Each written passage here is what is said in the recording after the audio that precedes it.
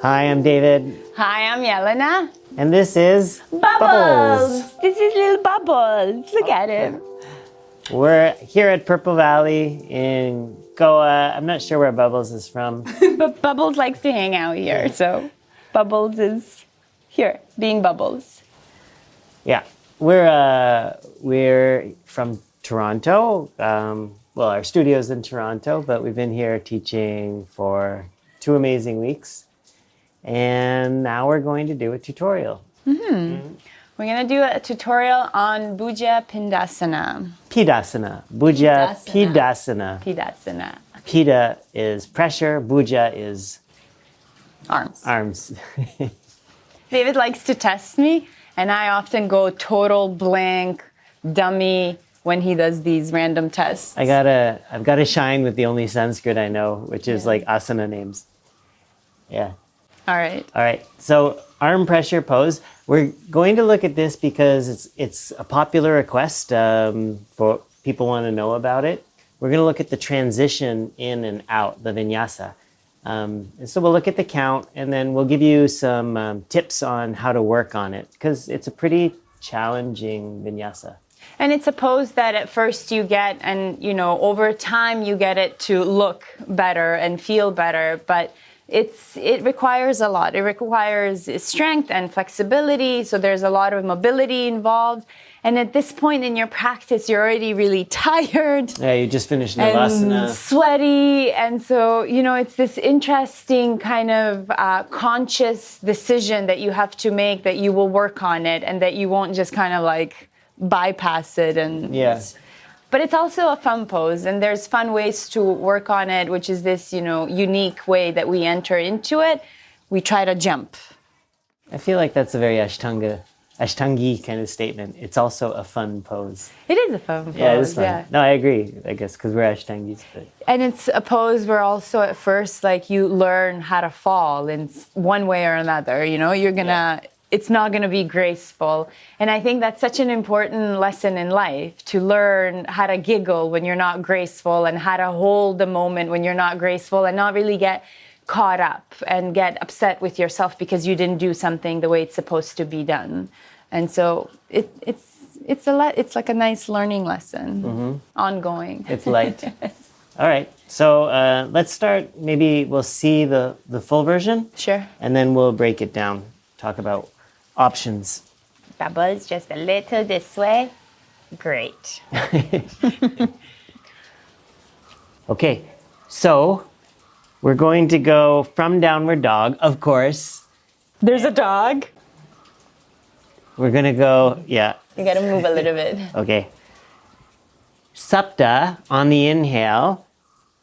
You jump legs around the arms. Oh, good. And then Ashtau on the exhale. You're going to bring your feet back and through and let your head drop down towards the floor. And you have the option of bringing your chin or your forehead down.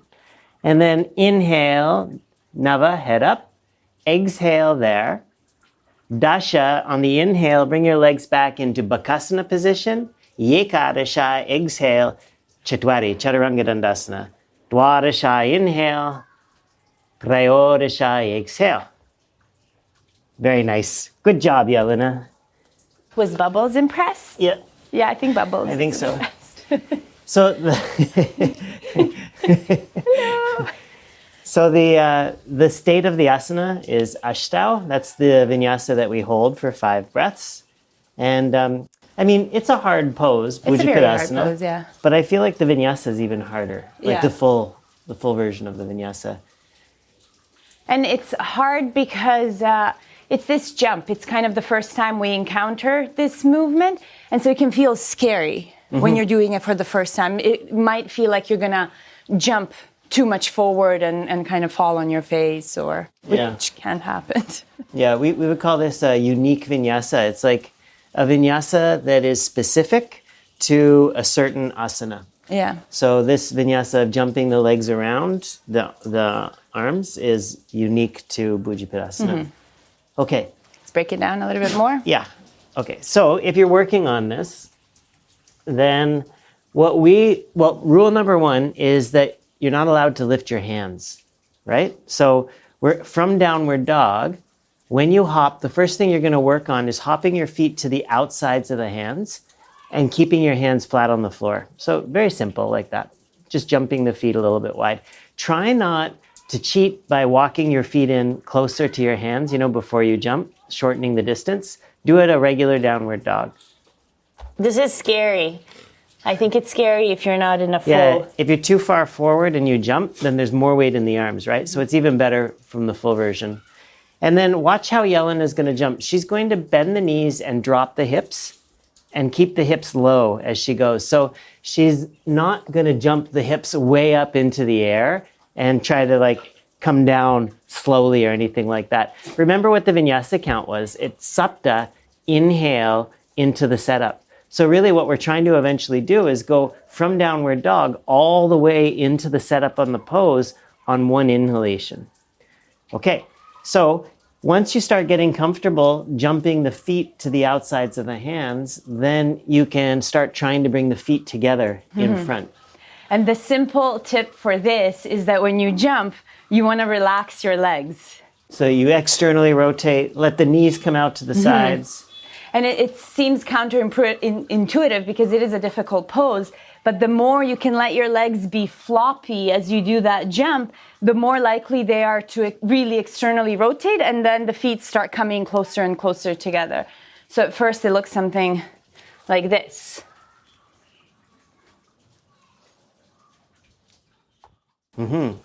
So you're trying to bring your feet closer and closer together.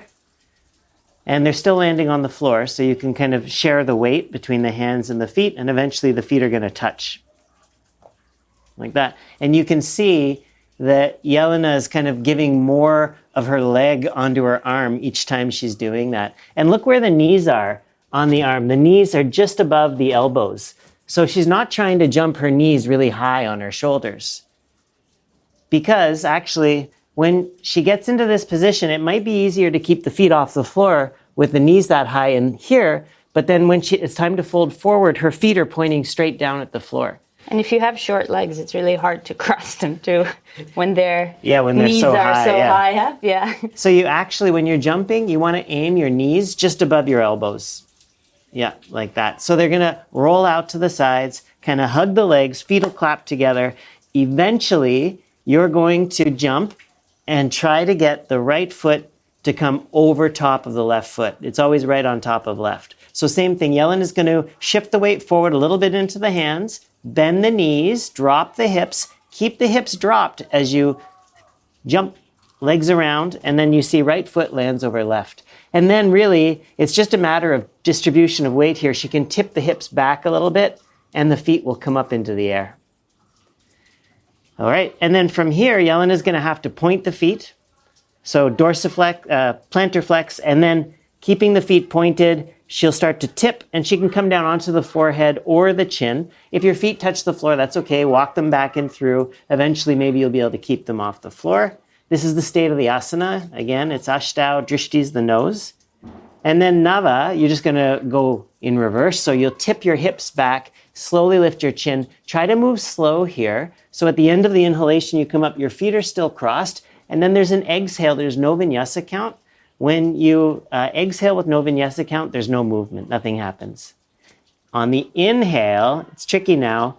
You might want to just put the left foot on the floor and then walk or float the right foot around. So you're going to bring the right foot away from center, spin the leg in, and bring the foot back, and then put that right foot down.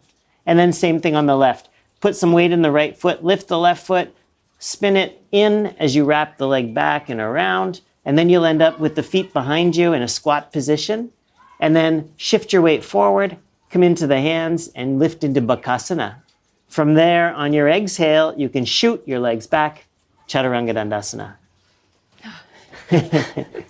That was a long hold.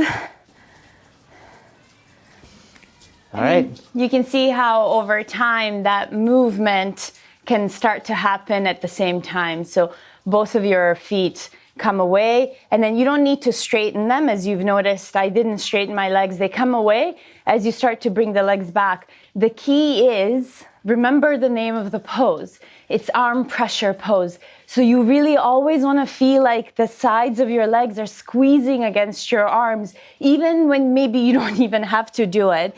But it creates a lot of support and a lot of stability. And then that leads to ability to one day just float back without your feet ever touching the floor. Yeah.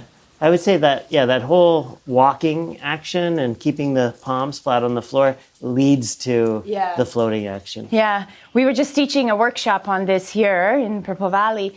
And I was saying to everyone that when you get to this point in your practice, you really have to make a decision to not give up. And that is a type of strength of its own. It's kind of this strength in your head, in your mind. Because you're tired, you're sweaty, you're getting towards the end of your practice. So you have to kind of say to yourself, I'm gonna do it, even if it's crappy, even if it's like your leg is sliding and it's not looking like anything you've imagined or wished for, but you working on it and not just giving up and walking will create change and the strength that needs to happen, right? Yes. He has to agree with me. Deeply inspirational words. All right. Okay. So I hope that was helpful. We hope so. Yeah. Bubbles didn't care. Bubbles left. I think Bubbles was impressed. Maybe a little bit. I don't know. Got what he needed. Yeah. Thanks so much for joining us online. And think about joining us in person. Come to one of our retreats here at Purple Valley. Bye. Bye.